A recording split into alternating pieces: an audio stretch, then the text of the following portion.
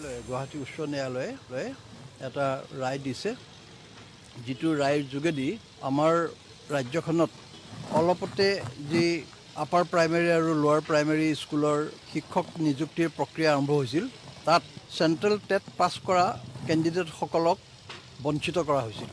Central TET pass কৰা কেণ্ডিডেটসকলক এই ছেপ্টেম্বৰ 2020 চনত যিটো এডভাৰটাইজমেণ্ট দি ৩,৯৪১টা পোষ্ট ফিল আপ কৰিবলৈ লোৱা হৈছিল, সেইকেইটাৰ সংক্ৰান্তত তেওঁলোকক এপ্লাই কৰিবলৈ দিয়া হোৱা নাছিল।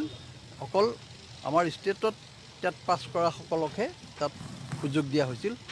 সেই যিটো সিদ্ধান্ত আছিল, সেই যিটো এডভাৰটাইজমেণ্ট আছিল, সেই এডভাৰটাইজমেণ্টটো চেলেঞ্জ কৰি চেণ্ট্ৰেল টেট পাছ কৰা 916জন কেণ্ডিডেটে ৰিট পিটিশ্যন ইয়াত ফাইল কৰিছিল। সেই ৰিট পিটিশ্যনবিলাক শুনি মহামান্য এজনীয়া বিচাৰপীঠে ৰিজেক্ট কৰিছিল।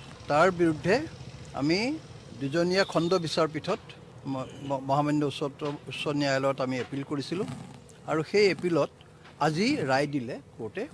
আৰু এই ৰায় মৰ্মে এতিয়া কোৰ্টে কৈছে যে এই যিটো